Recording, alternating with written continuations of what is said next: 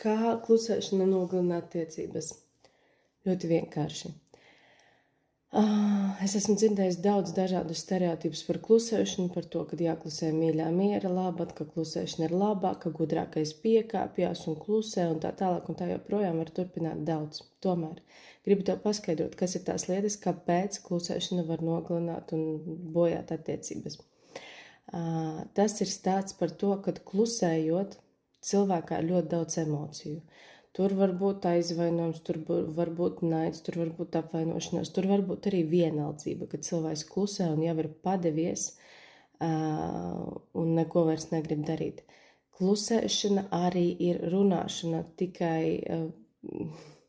citādā veidā.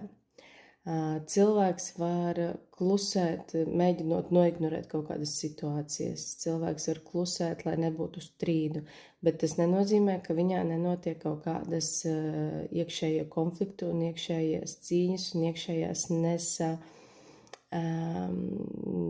nepiekrišanas.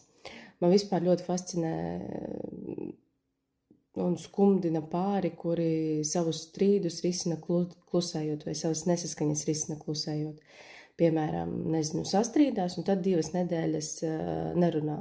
Staigā viens ar otru, soda tādējādi, klusēšana varbūt arī otru sodīšana, neapzināti, protams.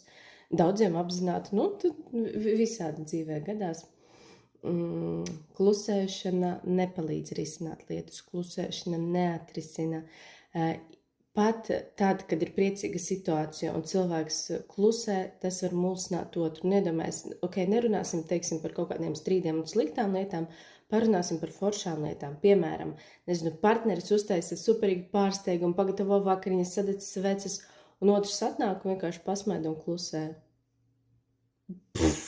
Viss tur atkal ir otrā cilvēkā neizpratne, nesaprašana, kāpēc man nepateica paldies, kāpēc cilvēks nepriecājas, es tā centos. Un tur ir vesela ķēdīte, kas aiziet tālāk.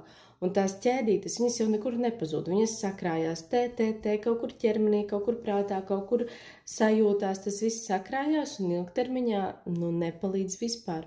Un tad ir tas, kad viens piliens pietiek, lai vienkārši uzsprāgtu. Un parasti tas ir vispār kaut kāds nesaistīts piliens ar kaut kādām lietām, bet vienkārši cilvēks ir klusējis, tās lietas krājās, un vienā brīdī ir bladākšs un sprādziens. Tāpēc negaidi sprādzienus, mācies runāt. Jā, tas reizēm nav viegli, jā, tam ir vajadzīga īstenībā liela drosme, lai runātu par savām sajūtām un savām lietām, bet tieši tāpēc es esmu te, lai palīdzētu tev saprast, kā to darīt.